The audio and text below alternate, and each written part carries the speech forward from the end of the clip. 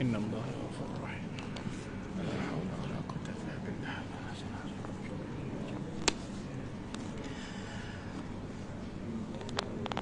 Bismillah. Bismillah walhamdulillah. Wa kafa billahi wakila. Assalamualaikum warahmatullahi wabarakatuh. Alhamdulillah. Alhamdulillah allazi hadana lihaza wa ma kunna linahtadiya laula an hadanallah. Allahumma salli ala sayyidina Muhammad wa ala alihi wa sahbihi wa sallim wa man walah. Rabbana afrigh alaina sabran, ya Allah limpahkanlah ke atas kami sifat-sifat sabar. Wasabbit aqdamana, dan teguhkanlah pendirian kami. Wansurna 'alal qaumil kafirin, dan menangkanlah kami ya Allah ke atas golongan yang memusuhi kami. Rabbana afrigh alaina sabran, ya Allah limpahkanlah ke atas kami sifat-sifat sabar. Wa tawaffana muslimin, dan matikanlah kami semua ya Allah dalam keadaan berserah diri ke hadapan-Mu ya Arhamar Rahimin. Waghfir lana, maafkanlah kami semua, fa innahu la yaghfiruz dzunuba illa anta ya Arhamar Rahimin. Allahumma shfi mardana, ya Allah sembuhlah apa yang kami tanggung sakit zahir dan batin dengan kesembuhan yang sebaik-baiknya. Wa sallallahu ala sayyidina Muhammad walhamdulillahi rabbil alamin. Amma ba'du.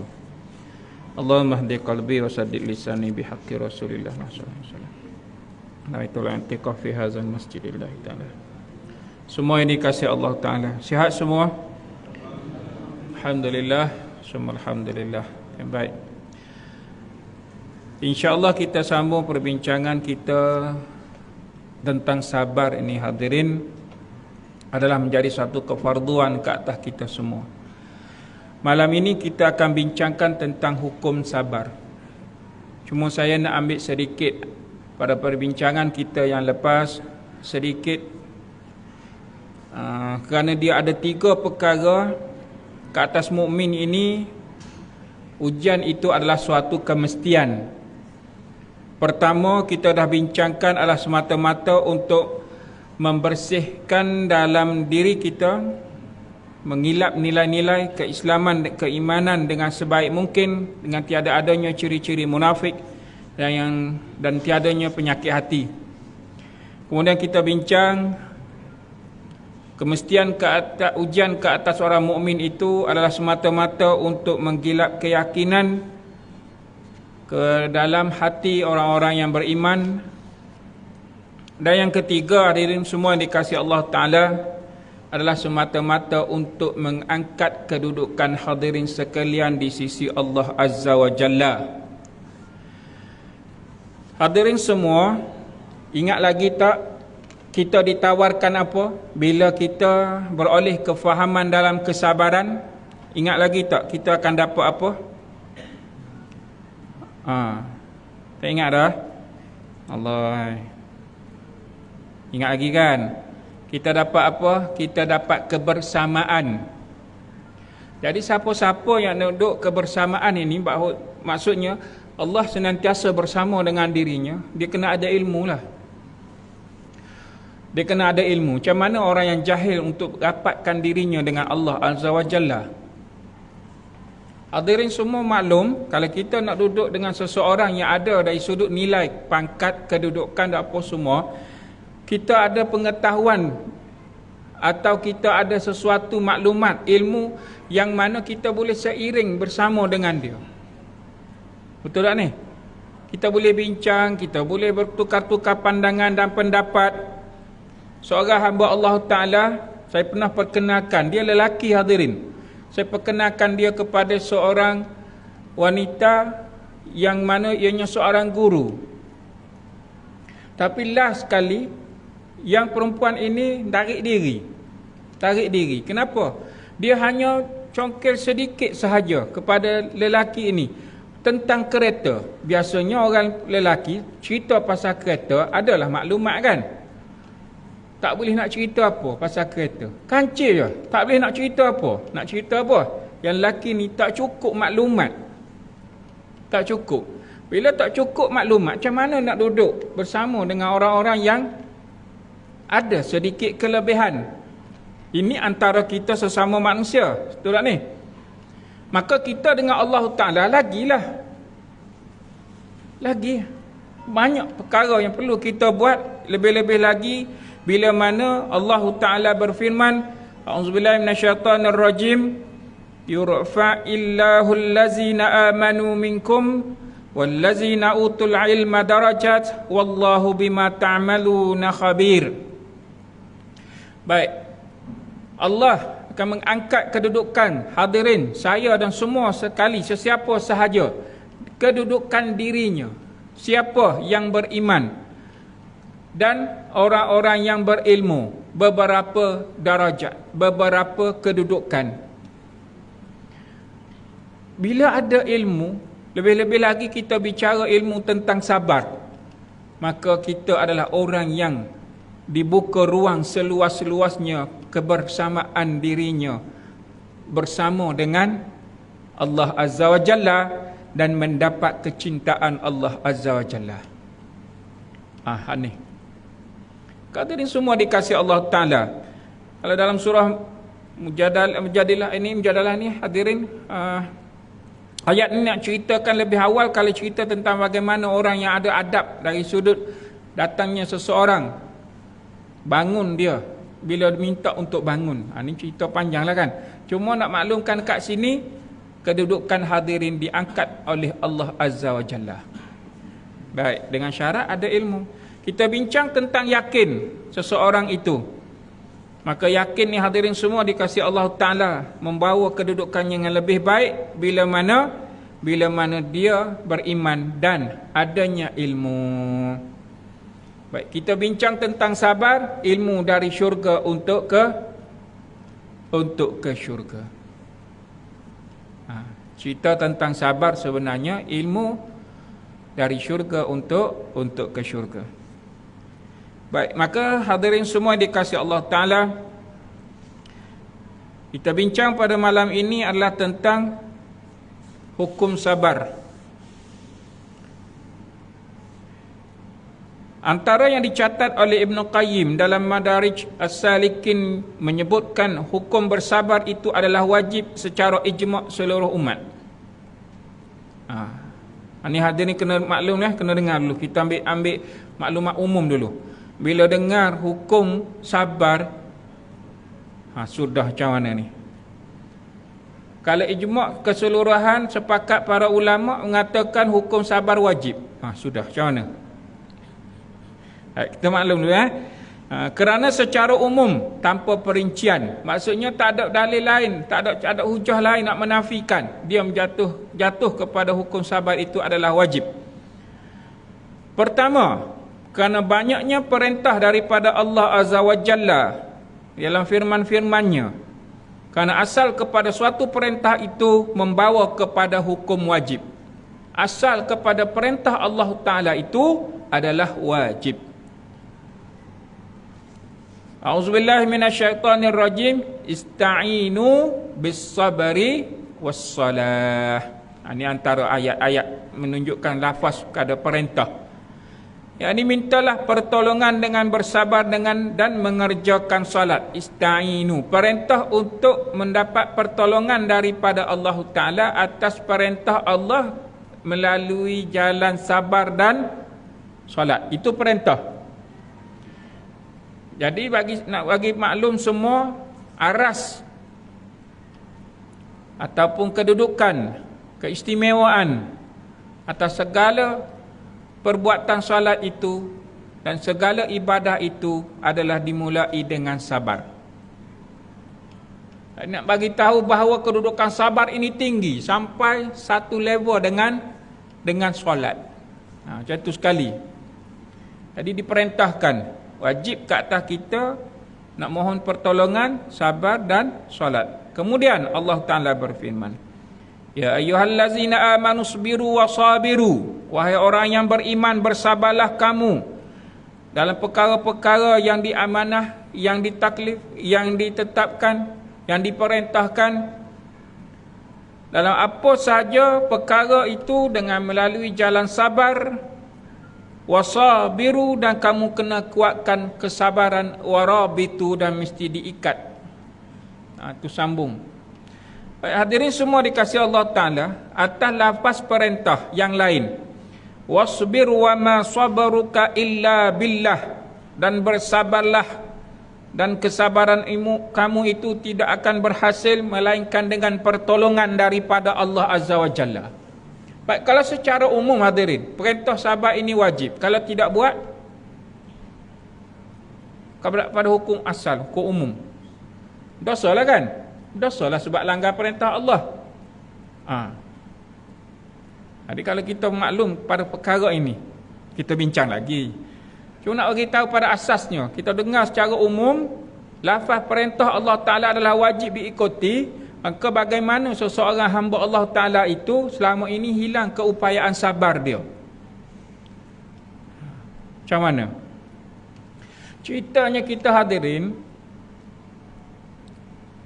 kena faham bahawa hadirin lalui kehidupan ini bukan ikut kehendak diri tau.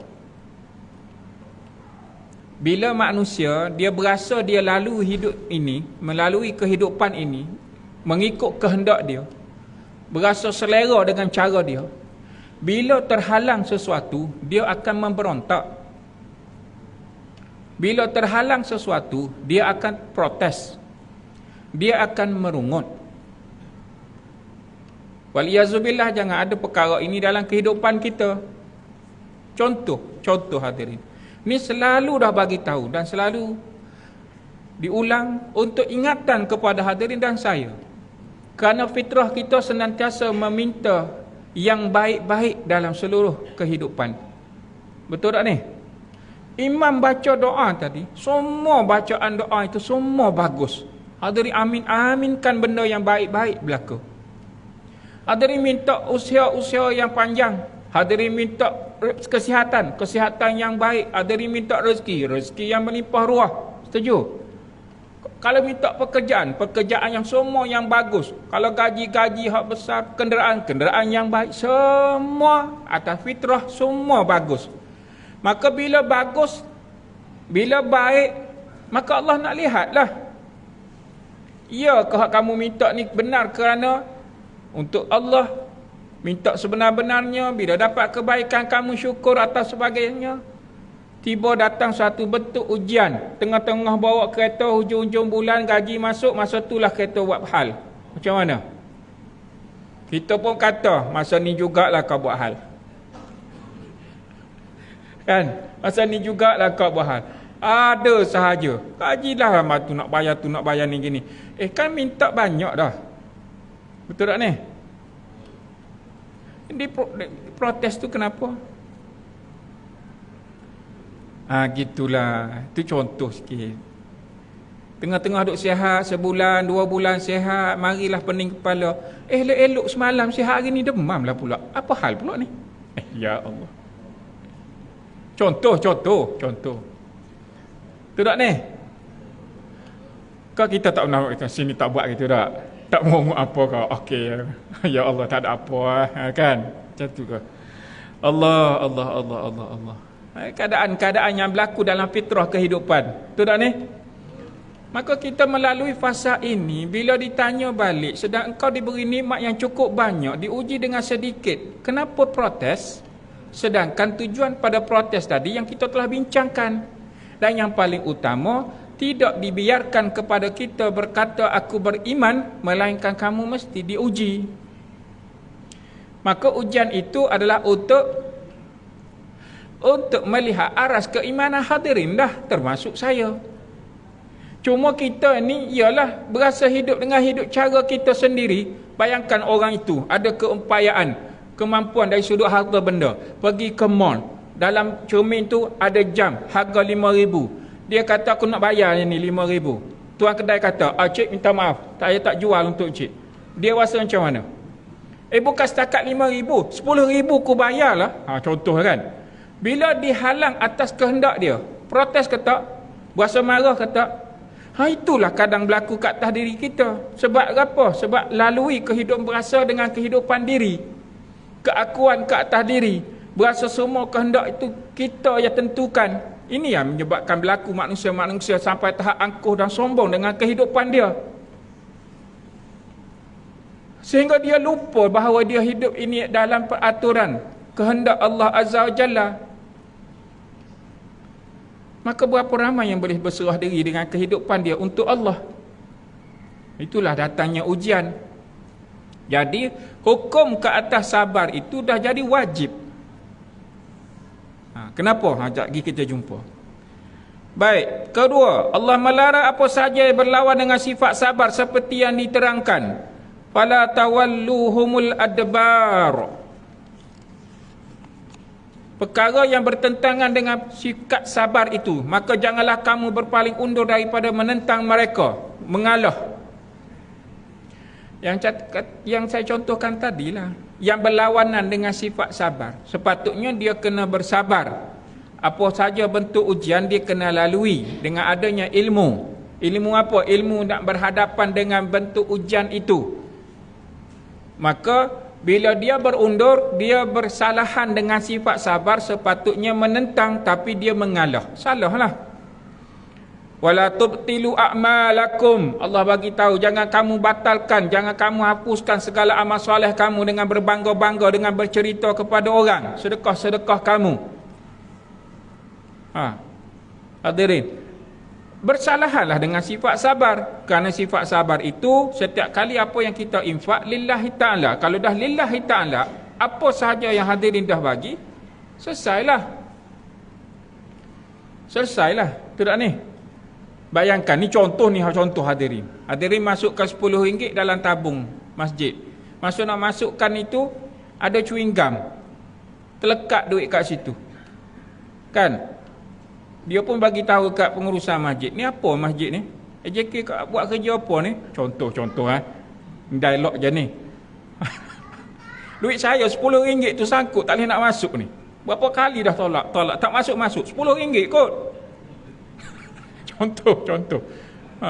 Kan isu baru ni kan banyak berlaku yang letak chewing gum kan dekat hujung tu, memancing kan. Solo bila nak keluar dia sangkutlah dekat penjuru birai-birai tu, apa ni, muka tu.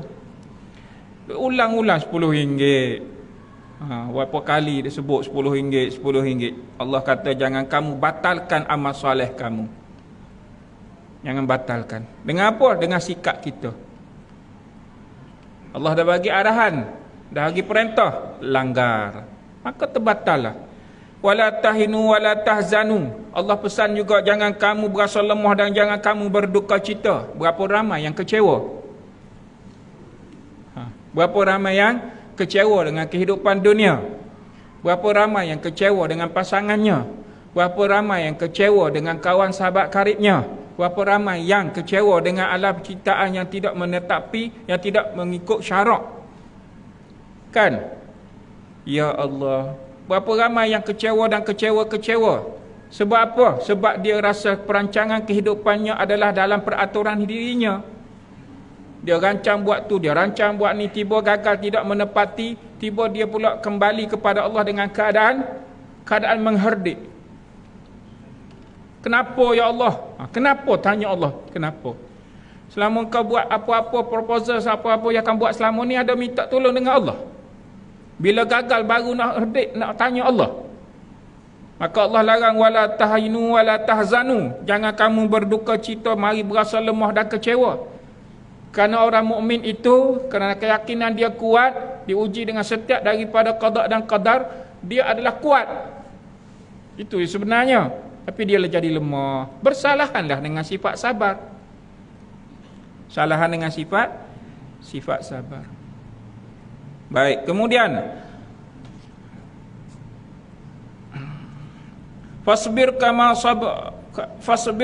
sabara ulul azmi minar rusuli wala tasta'jil lahum. Maka bersabarlah engkau sebagaimana sabarnya para rasul ulul azmi dari kalangan para rasul. Yang mana, dan janganlah engkau meminta disegerakan azab untuk mereka. Yang ini sikap tergopoh-gapah, tergesa-gesa kerana tiadanya sifat sabar, isti'jal. Sifat tergesa-gesa, tergopoh-gapah, perkara yang mencalar sifat sabar itu sendiri. kelang kabut, kolok lak. Atau bahasa lain lagi. Kelantan panggil terbolah. Kan? Hadirin semua dikasihi Allah Ta'ala. Wallahu alam, ada yang berlaku. Ni sebab saya nampak. Dah diberi tahu.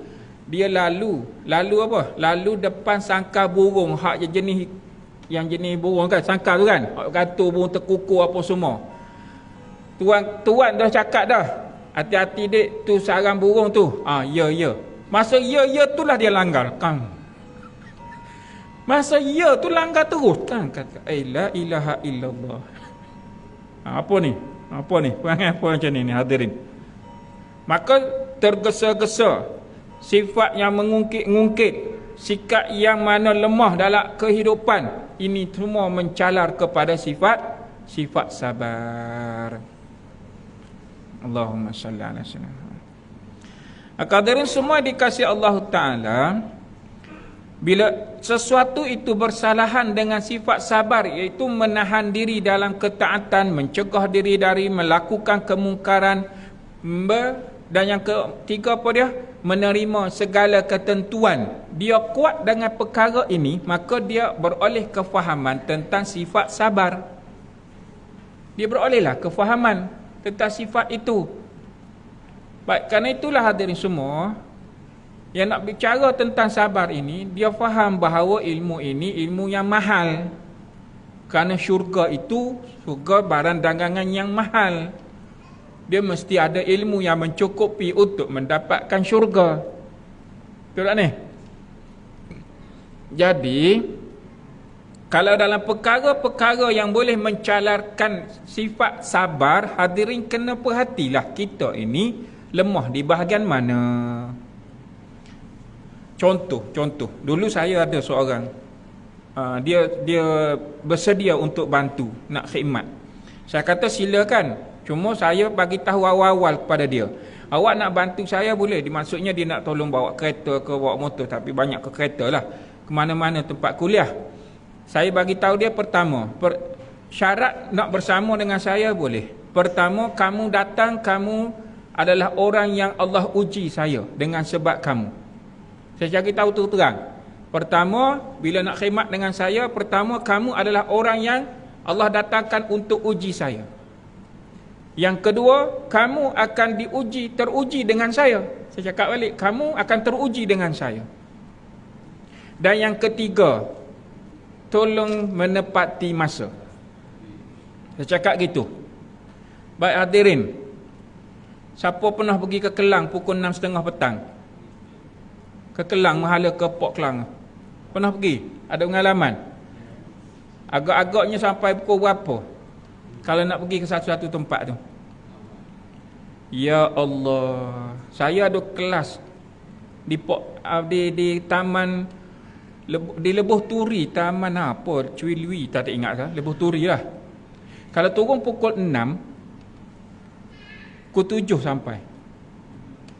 Pukul 6, kalau tak ada apa-apa halangan, insya-Allah kadang sampai 6.45, kadang 6.50, kadang 6.55. Macam itulah lebih kurang. Dan pernah saya batalkan kuliah. Sebab apa? Surrender. Yang dekat bulatan apa ni? Sampai kat situ je. Tak bergerak. Telefon tak sampai. Kalau sampai lewat sangat. Pukul 8 baru sampai. Surrender. Ni hadirin nak khidmat pukul berapa? Pukul 6.30 baru sampai. Sebelum nak gerak saya bagi tahu sejam sebelum ataupun 2 jam sebelum. Jadual saya kuliah hari ni sini, keluar esok sini. Jadi sebelum pergi kita kena ada kekurang-kurangnya setengah jam di tempat itu, 15 minit di tempat kita kuliah. Kenapa saya buat masa begitu? Kerana saya berguru dengan guru kita semua, almarhum Tuan Guru Harundin. Dia dengan masa dia begitu. Duk khidmat dekat masjid negeri. Pukul 7 suku. Pukul 6.45 dia dah sampai. Maghrib 7 suku, 6.45 dah sampai. Ni teguran juga kepada asatizah. Buat apa sampai awal? Kata gitu. Salah lah. Jangan cakap macam tu kalau kita tenaga pengajar. Biarlah sampai awal, duduklah rehat-rehat, ambillah tenaga pun tak nak lah sikit. Duduk dalam kereta pun tak apa, belek-belek lah kitab kita nak baca apa. Atau masuk dalam masjid, buatlah tahiyatul masjid, zikirlah apa semua. Ada ke pergi jawab? Buat apa datang awal-awal? Habis nak datang pukul apa? Maghrib pukul 7, 7 suku baru nak sampai. Lepas tu bagi alasan, oh minta maaf lah jam. Jam juga yang disalahkan. Awak turun 6.30. Minta maaf. Ni duduk tak live pula ni. Tapi janganlah buat gitu. Sikap kita. Lihat ni. Maka hadirin semua dikasihi Allah Ta'ala. Maka saya dicabar. Dicabar dari sudut kesabaran saya lah. Tapi yang nak khidmat tu tak lama dengan saya. Sebab apa? Dah saya tegas dalam bab masa. Surrender lah dia. Betul. Kata awak datang untuk menguji saya dan kamu akan teruji dengan saya. Saya balas gitu. Memang tak lama lepas tu surrender. Minta maaf Ustaz, saya dapat teruskan. Sebab apa? Kerana tak boleh istiqamah dengan masa. Gitu hadirin. Allahumma salli ala sayyidina Muhammad. Cuma jangan buat satu lagi hadirin. Ni ada juga sampai setengah tempat. Kita sampai awal 15 minit. Kadang-kadang setengah jam sampai awal sebelum waktu. Ustaz, awalnya sampai. Pengurusan pula tanya. Awal pula sampai. Ya Allah. Jangan tanya gitu lah. Jangan tanya. Dia sampai, raikan sahaja. Start sampai awal, hadirin ada air teh, hidangkan teh. Biskut kering lah hidangkan. Layan dia, santuni dengan baik. Jangan pula tanya, awal start sampai, buat apa? Habis. Jangan buat macam tu. Ya Allah, ya Allah. Baik. Hadirin semua yang dikasihi Allah Ta'ala. Ini asas semua Yang paling awal tadi alih asas ni hadirin tolong dalam pengurusan masa dia membantu untuk mengurus kesabaran kita. Sungguh. Lihat ni. Dalam bab pengurusan masa dia membantu meningkatkan kesabaran diri. Siapa yang tak boleh nak manage masa dia dengan baik, banyaklah dia mencalar kesabaran dia sendiri. Dengan sebab apa? Dia akan tergopoh-gapoh, dia akan huru-hara, dia akan kelang kabut dan banyak perkara yang tak selesai dengan baik dengan sebab kesuntukan masa. Maka rancang masa itu dengan baik. Baik, yang ketiga,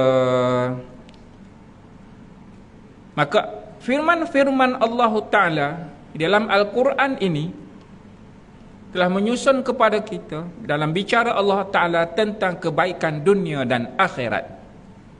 Tentang kebaikan dunia dan akhirat. Dengar, manusia tidak akan mendapat apa yang disukai.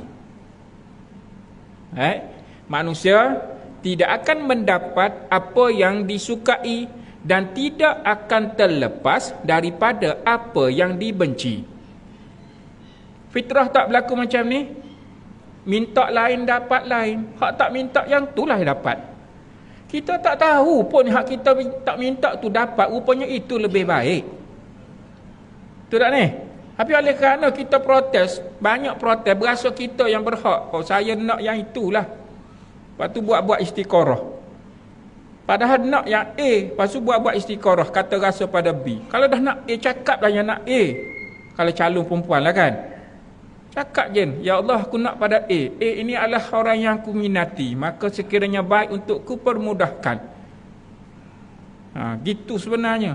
Baik, ulang manusia tidak akan mendapat apa yang disukai dan tidak akan terlepas dari apa yang dibenci, melainkan dengan sifat ada padanya sabar. Maka apa yang dia berkehendak lama kelamaan akan capai. Lama kelamaan dia akan capai lah. Dia akan dapat juga apa yang dia kehendaki. Cuma kita ni atas sifat terburu-buru nak bersegera dengan apa yang kehendak kita itu, seolah-olah seperti jari dapat. Kita berasa kita nak macam tu.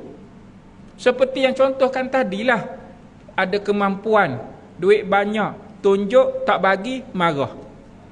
10,000 aku boleh bayar. Kenapa Tak dapat. Oh, belah-belah. Dia seolah gitu. Tak dapat protes. Tak dapat marah. Habis orang-orang di bawah yang kena marah. Dan yang macam itulah. Banyak benda tak selesai dengan kehidupan kalau macam tu.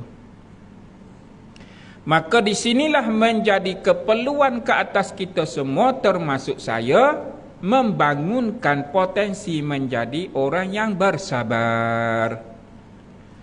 Makanya perkara kena pupuk lah, kena latih lah, kan? Kena latih. Allahu Akbar. Hadirin semua dikasihi Allah Ta'ala, bila kita bicara tentang hukum sabar, maka ianya sebenarnya melihat di atas keupayaan seseorang itu.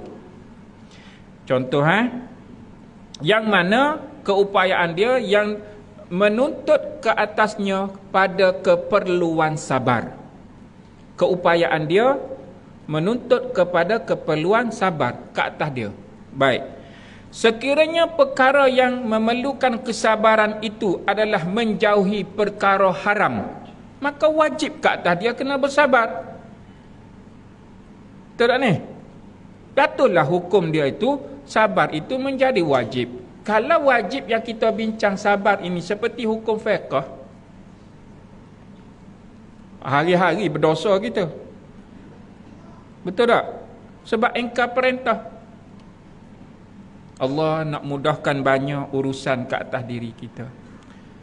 Sebab itu, bila mana Allah nak angkat kedudukan, bila mana Allah perintahkan, atau ini Allah firmankan, yarfa'illahu allazina amanu minkum,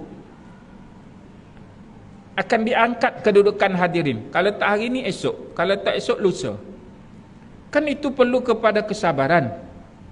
Sampai kedudukan kita mulia di sisi Allah, kebersamaan, kecintaan, semua itu latihan. Bila perkara itu haram, diperintah kepada kita haram untuk kita buat, maka wajib pada tu menjauhkan diri daripada perkara yang diharamkan Allah Ta'ala. Wajiblah. Di situ melihat kepada keupayaan, kepada keperluan sabar ke atas diri kita. Maka hukum sabar ini yang menjadi wajib kerana bergantung kepada tahap dan kadar kita kepada sesuatu larangan itu. Apa-apa yang hadirin maklum tentang haram ke atas dirinya. Haram melihat aurat orang perempuan. Yang hadirin scroll tengok berita harian ke berita hairan, tolak-tolak dengan telefon kan, keluar-keluar iklan pasal orang perempuan, tak ada kena-mengena pun dengan berita. Tengok pula, haram pada masa tu melihat dengan rasa, dengan asyik. Scroll lah, larikan diri. Tolak. Pakaian dalam orang perempuan pula. La ilaha illallah. Ini yang berlaku sekarang. Pelik-pelik lah. Lepas tu kita biarkan, kalau tu yang suruh beringat juga tu, kalau tengok pada anak-anak lah kan. Ya Allah. Bayangkan kan. Dia selama ni kan kita ni akak-akak lah, akak-akak, ayah-ayah yang otai-otai lama-lama dulu kan. Pernah tak pergi kat mall dulu, pakaian dalam perempuan dijual dengan terbuka seperti sekarang? Pernah nampak? Dulu-dulu. Tak ada kan? Tak ada, tersorok jauhnya. Kita nak lalu pun lalu kawasan yang laluan utama, tak nampak pakaian dalam orang perempuan. Hari ini bukan hanya pakaian dalam diletak di jalan utama, dengan gambar perempuan tu sekali diletak dengan cara memakai. Penat kita lalu, ya Allah, anak habis, ya Allah. Anak lalu dengan kita sekali tunjuk, kenapa dia pakai macam tu? Penat kita. Ini keadaan sekarang hadirin. Terdedah dengan perkara-perkara yang menyebabkan kita tahu haram kita melihat gambar itu. Tapi mereka memaparkan dengan sengaja untuk mengheret manusia ke arah perkara yang menyebabkan kita terjerumus kepada perkara haram. Teruk tak keadaan sekarang? Tak malulah, tanpa segan silu pula. Ya Allah. Kesian akak-akak. Abang-abang teman sekali kau pergi? Kau biarkan mereka je?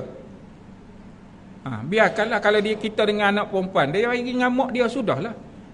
Pergilah dengan mak dia. Kita kat mana? Pergilah bagian kita. Betul tak ni? Sungguh. Ini ada yang pelik juga. Rumah duk cari pakaian dalam dia. Suami pergi sekali. Siap bawa beg untuk rumah pula sekali. Terkepit-kepit bawa beg. Ya Allah. Kalau tak cermat dan cakna dalam perkara ini, menyebabkan yang haram itu terlalu berlegar dalam kehidupan, menyebabkan kita berasa benda itu dah jadi biasa. Dan kita tak terasalah bahawa benda itu telah pun menghalang daripada mendapat pertolongan, kemakbulan, apa sahaja. Kerana apa? Kerana yang diharam itu telah pun menjadi biasa dalam kehidupan. Berat hadirin, ya Allah. Betul tak ni? Maka ini yang sedang berlaku sekarang. Allahu Akbar. Allahumma salli ala sayyidina Muhammad. Maka manakala sabar dalam perkara makruh atau pada sesuatu yang bertentangan dengan apa yang lebih baik bagi suatu amalan, maka tidak wajib bersabar. Ianya sekurang-kurang menjadi sunnah atau perkara yang dituntut. Bila ianya suatu perkara yang makruh atau suatu yang bertentangan itu lebih baik, maka atas perkara itu kalau buat dia menjurus kepada menyebabkan kepada makruh, tinggalkan dia menjadi perkara sunnah, maka ambillah perkara yang lebih baik ke atas diri kita. Maka kita menolak perkara itu dalam kesukaan kita. Ada orang memang dia suka dengan minyak, dengan wangian-wangian. Tapi kalau dia pakai sampai orang sebelah dia boleh pengsan, maka dia pakai sekadar atau tak pakai itu lebih baiklah, walaupun wangian itu dituntut. Tapi biarlah wangian itu membawa keselesaan kepada orang sekeliling. Betul tak ni? Sunnah-sunnah memakai ini biarlah mewangikan orang sekitar kita. Sama juga ni perkara ni hadirin ni. Perkara-perkara ni ditegahlah sangat. Asas pada minta maaf tu memang kena minta maaf. Kalau diri merokok, jangan terus pergi basuh tangan. Ambillah masa sedikit. Dan ni baru-baru siap merokok, lepas tu pergi kumur, basuh tangan, berwuduk apa semua. Kemudian apa yang berlaku? Bila dia masuk, uap kesan itu, dia akan meruap. Dia akan menyebabkan bau lah. Lebih baiklah, ini nasihat dia nak buat-buatlah. Kalau dapat ada kayu sugi, bawa kayu sugi. Rasa malu dengan kayu sugi sedangkan itu sunnah yang dituntut, bawa lah buruk gigi, dengan ubat gigi sekali. Bekal, tak dalam poket. Jadi elok nak berwuduk, gosok gigi siap-siap. Kan bagus. Wangi, menghadap diri kehadap Allah Azza wa Jalla. Itu lebih baik. Tapi kalau datang dengan keadaan kita dengan berbaunya, bau pakaian kerja, peluh kerana keringat kita bekerja dalam urusan yang halal, orang boleh terima hadirin. Biarlah tengik bau ketiak dia, kerana bau peluh dalam sedang berbuat kerja. Tapi kalau bau rokok yang hadirin sedang menghadap diri kehadap Allah Ta'ala, mana yang kita akan dapat suatu kebaikan? Bukan marah ni hadirin, ini nasihat, jangan kecil hati. Buatlah penambahbaikan. Buat penambahbaikan. Dah payah rasa sukar lagi nak berhenti. Minta tolong dengan Allah, minta benar-benar ya Allah. Dan kalau nak capai kepada usaha itu, duduklah dalam adabnya. Bersihkan lebih baik. Biarlah orang sekeliling kita, orang sebelah kita tu rasa tenang dengan ibadah dia. Bayangkan kita dengan bawa sikap kita, dengan bau kita, duduk kat sebelah, orang itu jaga kebersihan, dia nak duduk dalam nilai khusyuk kehadap Allah Ta'ala dengan baik, tiba kita ganggu. Hadirin makan bawang putih, makan bawang pun sekali pun kan, rasa tegur, rasa malu. Benda-benda tu halal, tapi ada bau. Macam tu hadirin. Ya Allah, ya Allah, ya Allah. Sesuatu kebaikan itu kan kita nak sebarkan dengan baik. Biarlah orang kat sebelah kita ni dapat menikmatinya dengan baik. Hatta hadirin tengah duduk solat, kawan sebelah ngaji Quran, kuat pula tu, terganggu solat dia, makruh hadirin. Betul tak ni? Tu kata kalau kita faham ilmu tentang sabar ini dalam pengurusan diri, kita akan dapat banyak kebaikan ke atas diri dan beri manfaat kepada orang lain. Beruntung kita, ya Allah. Maka seperti orang yang itu diuji dengan kezaliman atau sikap buruk sesuatu pihak, maka dia wajar membalas dengan apa yang setimpal dan diizinkan Islam. Namun sekiranya lebih baik dia memaafkan, maka perihal ini telah pun dibincangkan di awal. A'udzubillahi minasyaitonir rajim. Wa in aqabtum fa'aqibu bimisli ma uqibtum bih wa la in sabartum lahu khairun lis-sabirin.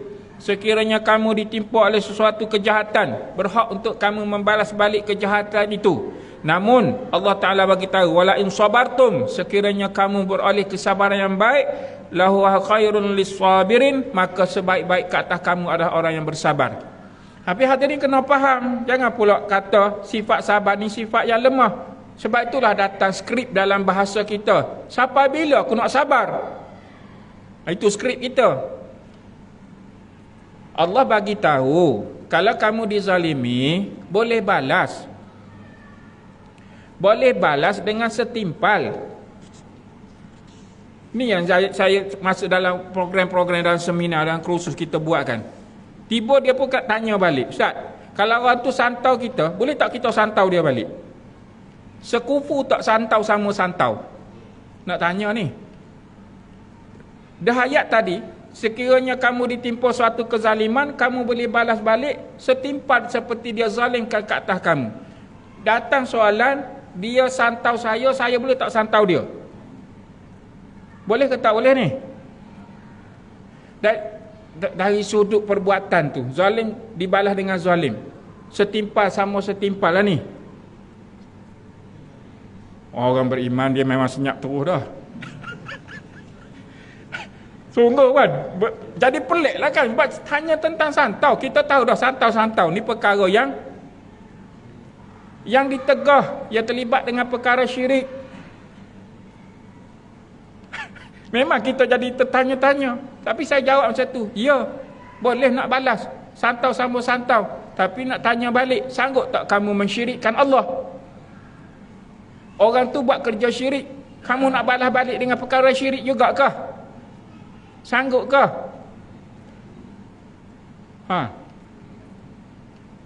Ada dia sanggup? Takkan sanggup nak syirikkan Allah. Maka boleh tak kita biarkan dia terus menganiaya kita? Tidak. Ada tak hak kita untuk membalas balik? Boleh. Dengan cara yang macam mana? Sekira faham dengan urusan bahawa wala in sabartum lahu khairun lis-sabirin, maka kita membalas balik dengan kebaikan-kebaikan. Nak dapat balas balik dengan kebaikan itulah perlukan kesabaran, kefahaman.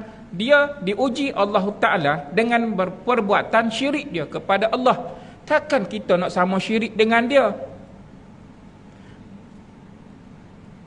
Maka apa patut kita buat? Boleh tak memaafkan? Berat perkara begini hadirin.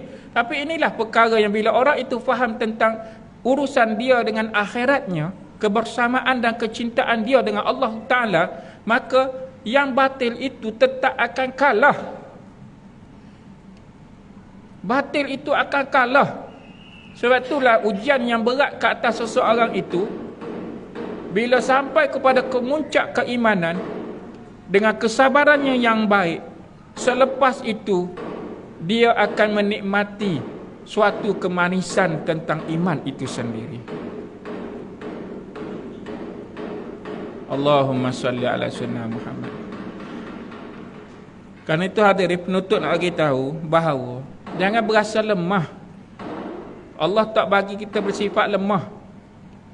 Dengar kata contoh tadi, bunyi berat lah santau kan. Bunyi macam berat lah. Tapi hadirin semua dikasih Allah Ta'ala, jangan, nak ulang, jangan berasa lemah bila kita diuji dengan apa bentuk ujian sekalipun. Berhak tak untuk membalas? Ya, berhak. Ada sesuatu.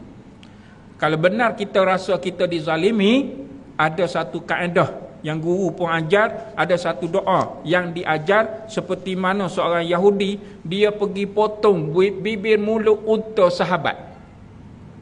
Ni bibir mulut depan ni dipotong, nampak gigi je, nak makan macam mana?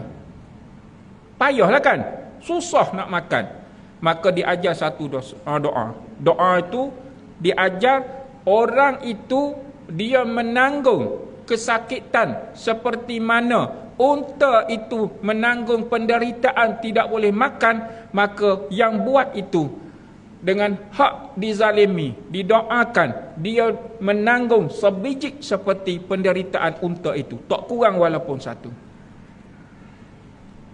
Dekat-dekat almarhum Tuan Guru meninggal tahun 2016.